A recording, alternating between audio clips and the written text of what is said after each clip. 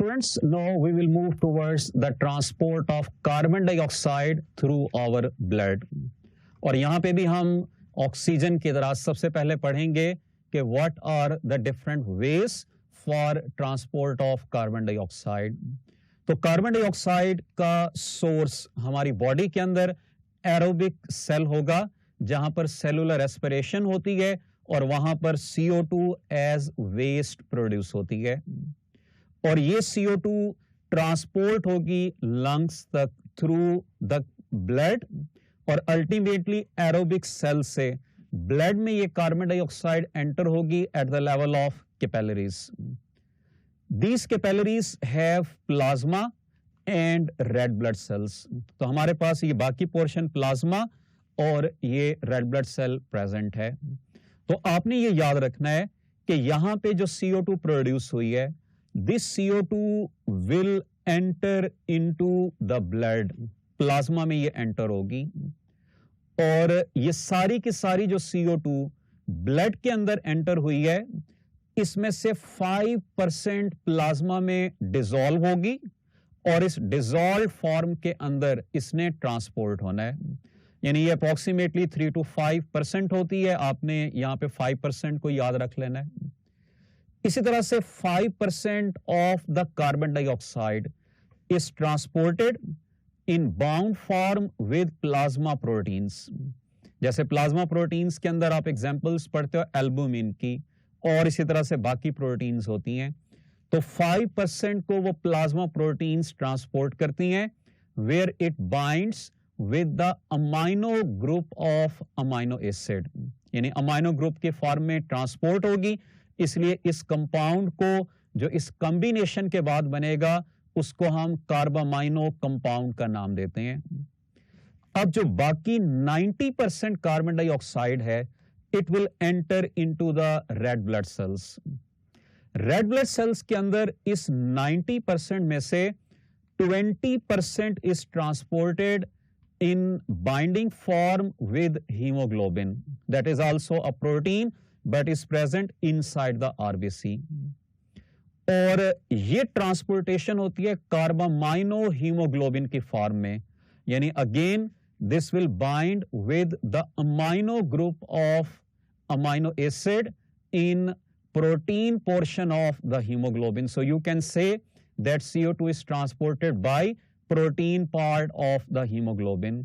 इसको हम कार्बामाइनो हीमोग्लोबिन कहते हैं, लेकिन कुछ बुक्स के अंदर इसको कार्बोक्सी हीमोग्लोबिन के तौर पर भी लिखा गया है. जो बाकी 70% है, यानी most of the carbon dioxide in our blood is transported in form of bicarbonate ions.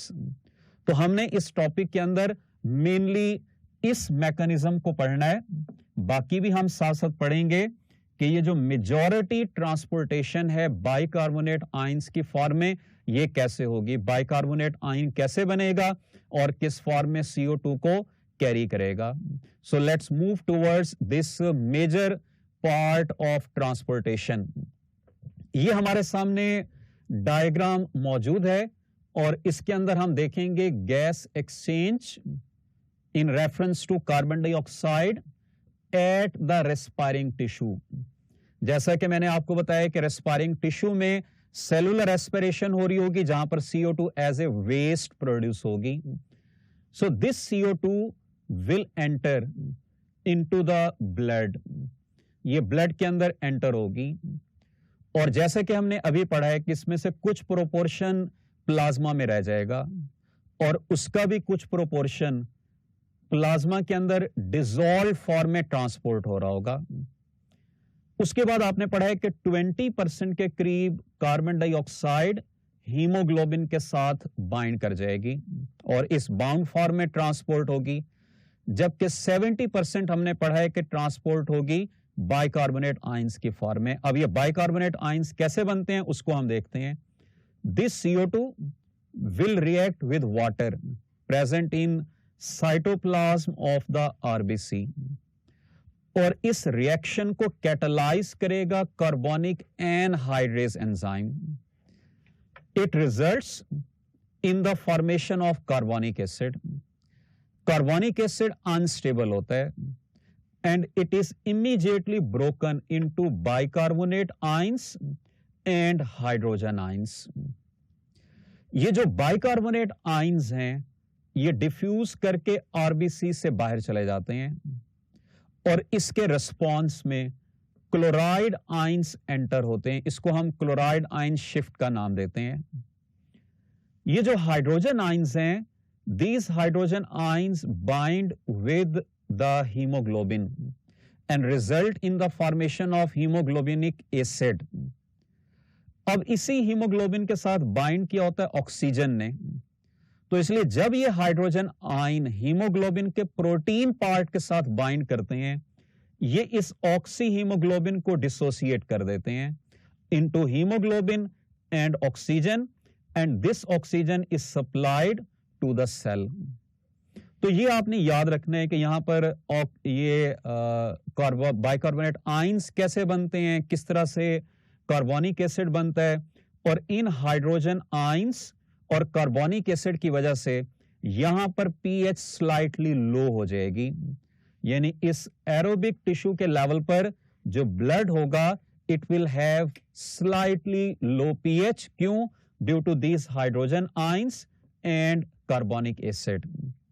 Now this blood will carry this carbon dioxide in these forms towards the lungs. lungs के लेवल पर क्या changes होंगी उनकी तरफ हम चलते हैं. अब हम देखेंगे उन चेंजेस को that will occur at the level of lungs or alveoli. और आपने ये याद रखना है कि ये सारी की सारी चेंजेस इनका रिवर्स होंगी. रिवर्स कैसे? कि ये कार्बामाइनो हीमोग्लोबिन है जो एल्वियोलाई के लेवल पर डिसोसिएट हो जाएगी हीमोग्लोबिन और CO2 में, और ये CO2 ब्लड से निकलकर एल्वियोलस में चली जाएगी और एल्वियोलस से फिर बाहर चली जाएगी. इसी तरह से जो कार्बन डाइऑक्साइड डिसॉल्व्ड थी ये अनडिसॉल्व होगी, एल्वियोलाई की तरफ जाएगी and will be expired. Bicarbonate की तरफ अगर हम आ जाएं तो क्लोराइड आयंस बाहर मूव करेंगे आरबीसी के, और उसके रिस्पांस में bicarbonate ions will enter into the RBC. इसी तरह से ये हाइड्रोजन जिन्होंने हीमोग्लोबिन के साथ बाइंड किया है ये डिसोसिएट हो जाएंगे.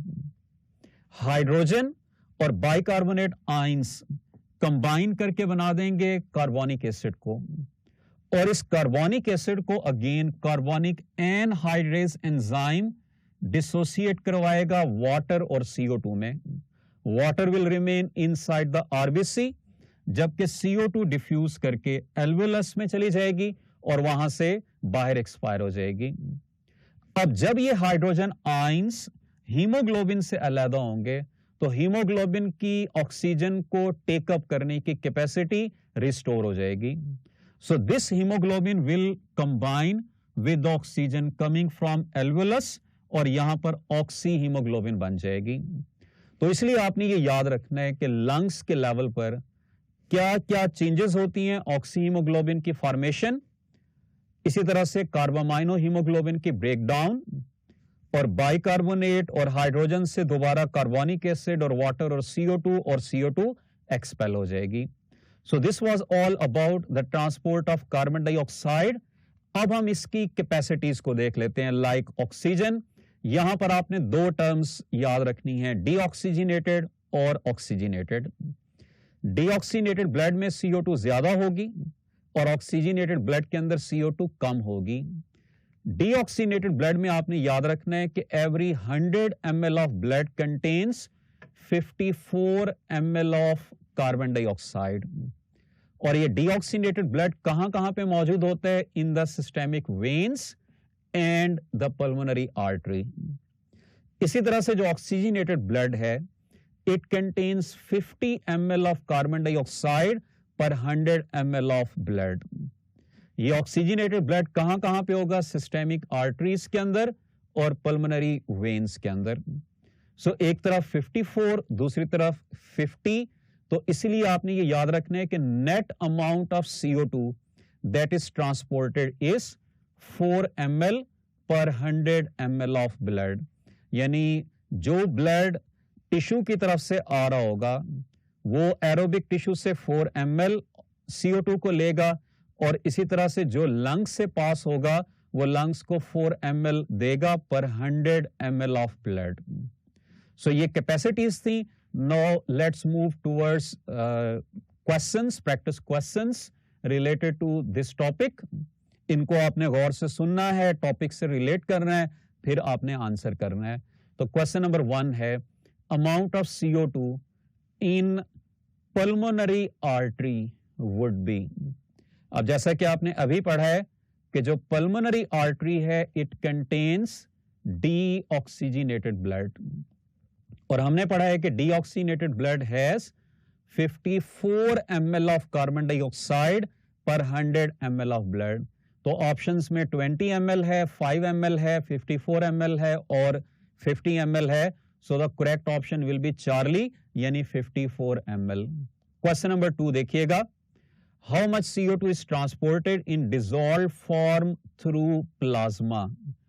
प्लाज्मा के अंदर डिसॉल्व्ड फॉर्म में, वो भी आपने अभी पढ़ा है कि approximately 5% of the CO2 is transported in dissolve form. तो यहां पर बेस्ट ऑप्शन अल्फा होगी, दैट इज 5%। क्वेश्चन नंबर 3 है, CO2 is transported through hemoglobin in form of HbO2, HbHCO3, HbCO, HbCO2. So ultimately it will be transported in form of HbCO2. Delta is correct option. Question number 4 है, CO2 bind with dash of hemoglobin during transportation. Alpha NH2 in globin, globin इसके protein part को कहते हैं, carboxyl in globin, iron in heme, heme non protein है, nitrogen in heme. तो आपने पढ़ा है कि CO2 जब भी किसी प्रोटीन के साथ बाइंड करेगी it will bind with the amino group. तो करेक्ट ऑप्शन यहां पर अल्फा होगी, यानी amino group in the globin और protein part of the haemoglobin.